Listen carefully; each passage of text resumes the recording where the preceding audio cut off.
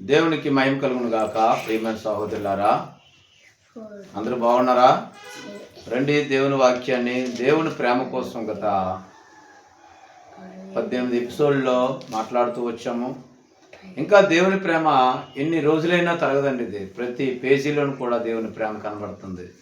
ఎందుకు అంటే దేవుడు మనిషిని ఎంతగా ప్రేమించి ఎంతగా హత్తుకున్నాడో, తన పడిపోయిన పతనా స్థితిలో నుంచి కూడా దేవుని లేపడానికి సిద్ధపడుతూ ఉన్నాడు. ఎందుకు అంటే ఒకే ఒక కారణము, ఆయన ఊపిరి మనలో ఉంది. దేవునికి స్తోత్రం.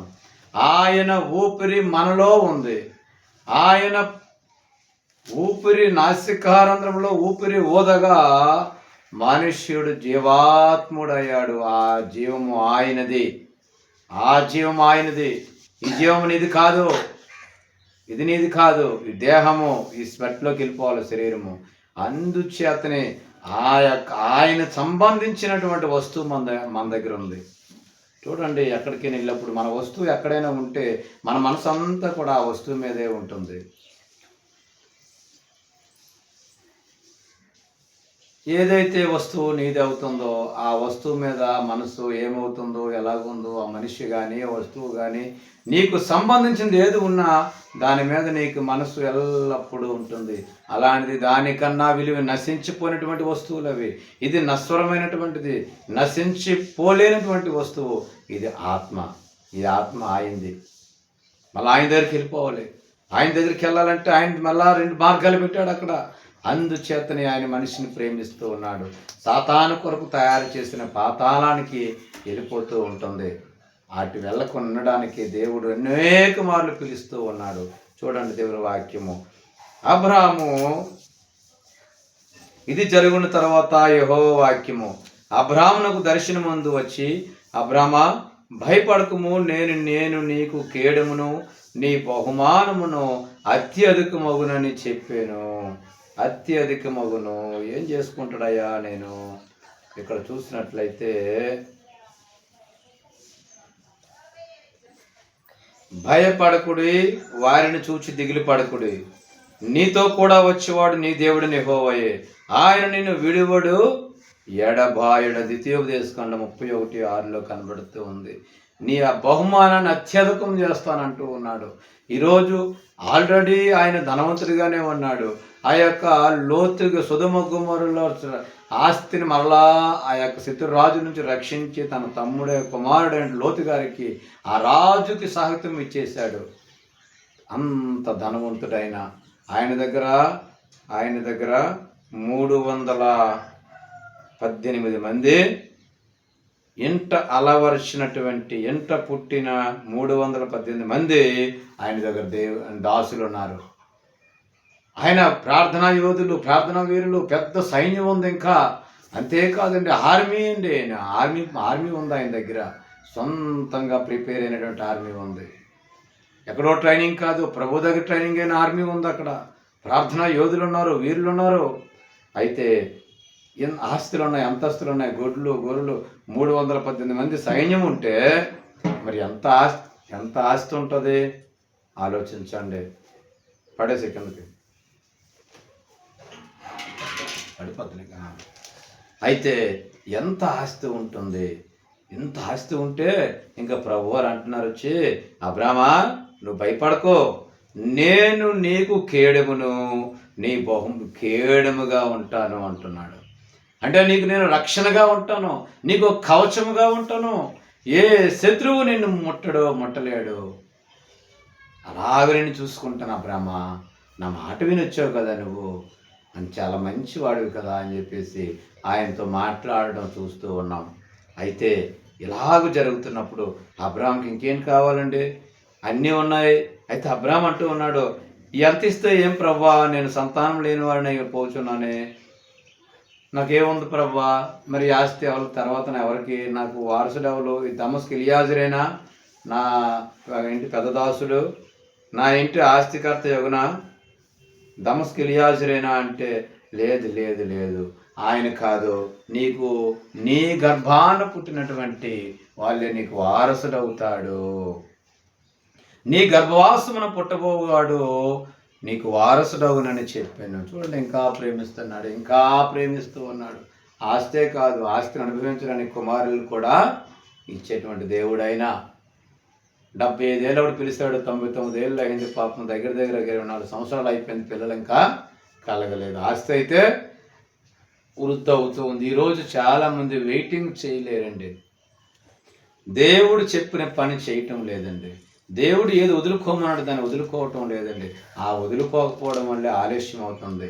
వాళ్ళకి బహుమానం దీవించాలన్నా, బహుమానం అత్యధికం చేయాలన్నా, వాళ్ళు ఆశీర్వదించాలన్నా, ఏమి చేయాలన్నా కానీ అందుచేతనే యెహోవా వాక్యము, ఇదిగో నీవు నాకు సంతానం ఇయ్యలేదు కనుక నా పనివారిలో ఒకడు నాకు వారసుడవును కదా అంటే, లేదయ్యా, నువ్వు బయటకు వచ్చి నీవు ఆకాశం వైపు తేరి చూసి నక్షత్రాలు లెక్కెట్టు, నీ చేతనైతే లెక్కించు, నీ సంతానం అలాగ ఉండును, నీ సంతానం అంతగా విస్తరిస్తాను. అప్పటికి బిడ్డలు లేరు కదా, ఎలా విస్తరిస్తాడు? దేవునికి అసాధ్యమైంది లేదు.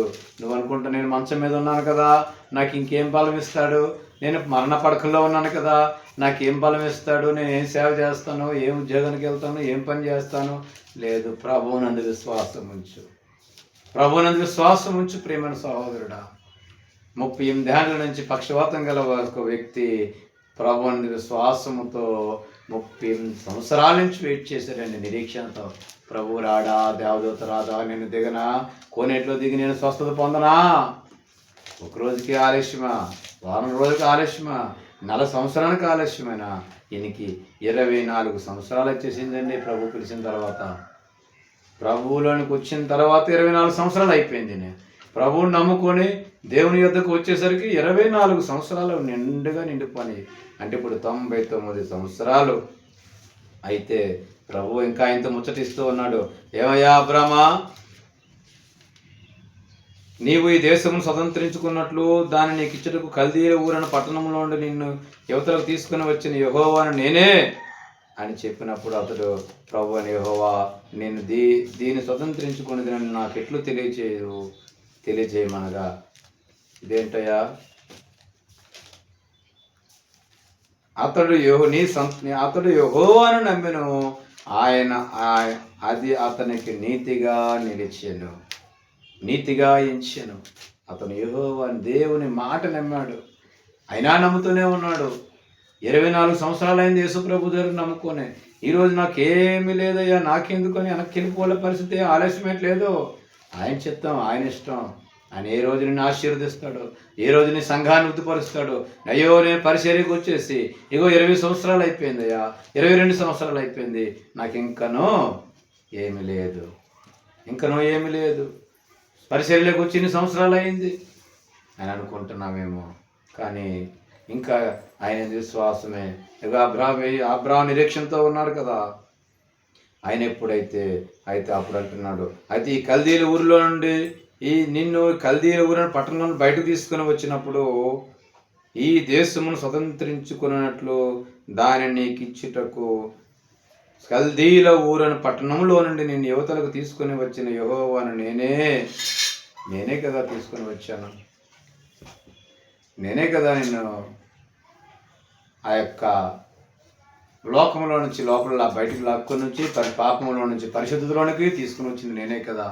మరెందుకు నువ్వు అంతగా భయపడుతూ ఉన్నావు? నువ్వు భయపడవద్దు, నువ్వు నమ్మో అంతే. అదేంటి ప్రభు, అదేలాగా అనేసి అడుగుతున్నాడు. మళ్ళా అడిగినప్పుడు ఈరోజు నువ్వు కూడా దేవుణ్ణి అడుగు.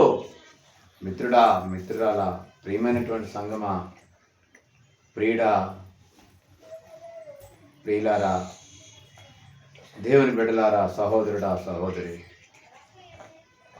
ప్రభువుని అడుగు. అబ్రాహాము అడుగుతున్నాడు, అడుగు, అది ఎలా సాధ్యమో నాకు ఎలా తెలుస్తుంది అనేసి అంటే మంచి నిద్ర పట్టించాడు. మిక్కి అప్పుడు అంటున్నాడు కదా, ఆయన గాఢ నిద్ర పట్టెను కళేబరంలో.